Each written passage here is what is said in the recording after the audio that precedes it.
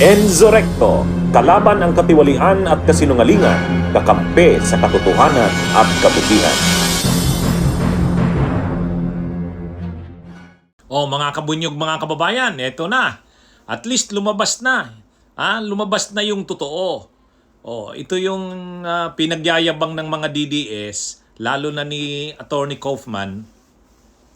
Talagang ang sinasabi kasi nila Attorney Kaufman, hindi na dapat magpatuloy ang trial ni Duterte kasi unfit siya to stand trial. Sabi nga ni Kaufman, ano na daw, wala nang maalala si Duterte.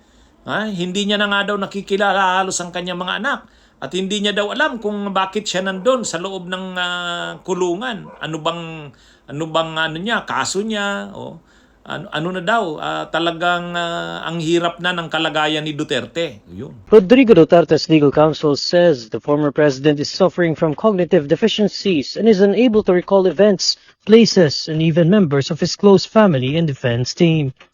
In a document dated September 11, Duterte's lawyer Nicholas Kaufman explains to the International Criminal Court's Pretrial Chamber 1 why the defense is seeking the indefinite adjournment of all legal proceedings in his case.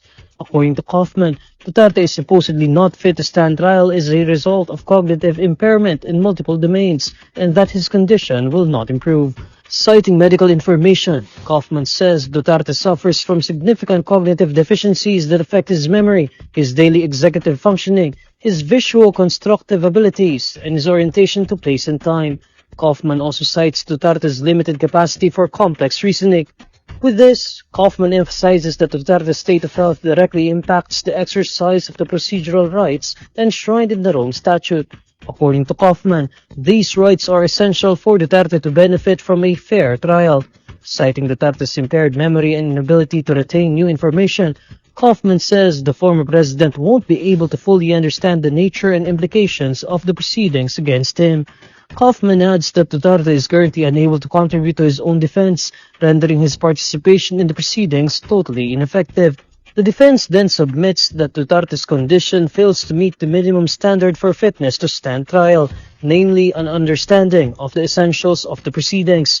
Duterte's legal team requests that the chamber order all legal proceedings be adjourned indefinitely, including the hearing on the confirmation of charges. The ICC earlier postponed the commencement hearing of Duterte's case, which was originally scheduled on September 23. The chamber will issue a new scheduling order with a specific date for the hearing in due course.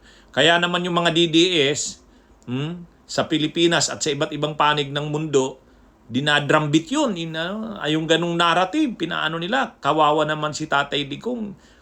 Inaano pa rin nila, talagang gusto pa rin nilang litisin samantalang hindi niya nga kaya na. More than 80 years old na siya, na hindi niya na nga malaman yung kanyang kalagayan, hindi niya daw alam kung bakit nandun siya, at hindi niya rin nga makilala ang kanyang mga anak. Ngayon, ganun yung pagkaka-project yung narrative ni Kaufman. Kaya lang, hindi naman basta-basta mapapaniwala sa ganun yung mga nasa ICC. Kaya, ang ginawa talaga ng ICC judges, inano ng ICC judges, inorderan nila, okay, mag-create tayo ng independent panel ng mga experts. Iba-ibang experts yung nag-test kay Duterte. Tinest siya. Ano ba talagang kalagayan niya? Kaya niya bang mag-stand sa trial? Mauunawaan niya ba ang mga pag-uusapan dito? Yung independent panel na ito, naglabas na ng kanilang findings. At ang lumalabas na findings nila, fit to stand trial si Duterte. Yan yung yan yung findings nila. Kaya ni Duterte at physically, psychologically, kaya niyang mag-stand ng trial. Kaya yung question ng fitness to stand trial, resolved na yon. Fit to participate o may sapat na lakas si dating Pangulong Rodrigo Duterte para dumalo sa pre-trial proceedings ng International Criminal Court o ICC. Base yan sa findings ng independent panel of medical experts na kinuha para suriin ang health condition ng dating Pangulo. Bagamat iba-iba raw ang naging interpretasyon ng mga eksperto, nagkakaisa sila na kahit mahina at may edad na, competent for the purpose of pre-trial proceedings si Duterte. Kaya naman hiniling na ng ICC Deputy Prosecutor sa pre-trial chamber na i-conclude na dapat at mag-participate si Duterte sa pre-trial proceedings. Sabi ng mga experts, panel ito ha, hindi lang isa. Ano naman siya? Alam niya naman yung sitwasyon niya, naunawaan niya yung sitwasyon niya at kaya niyang magbigay ng instruction sa mga lawyers niya. Kaya yan ang findings ng panel Ngayon, wala, hindi umubra yung drama-drama nila Kaufman. Kung ano-ano na kasing pinagagawa nito ni Kaufman Hindi mo na maintindihan kung ano-anong delaying tactics Linalakad ang interim release, kini-question o china-challenge ang jurisdiction, tapos nire-raise ang issue na hindi daw fit to stand trial, kung ano-ano na lang. Sa totoo lang, kung ano-ano na lang talaga ang ginagawa nito ni Kaufman.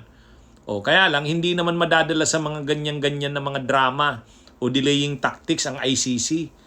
Ang ginawa ng ICC, nag-create ng panel ng mga experts. Sige, tingnan talaga si Duterte kung ano ba siya, fit ba siya to stand trial. At ngayon, mayroon ng desisyon.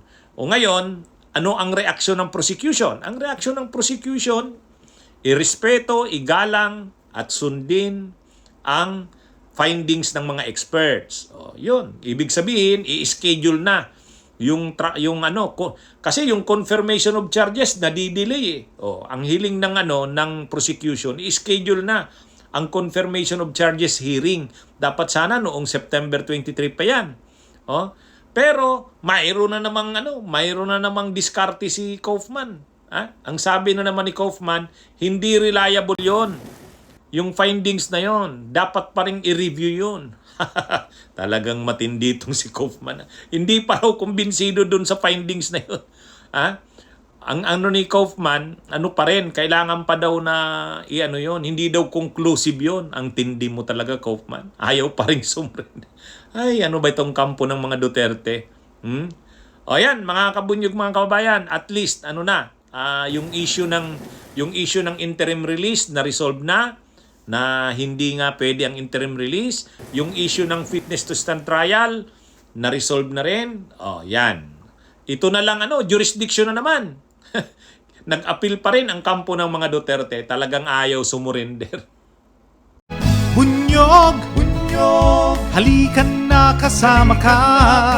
Bunyog, kapag buklod ay may pag-asa. Luzon, Visayas, Mindanao, isa ang pananaw.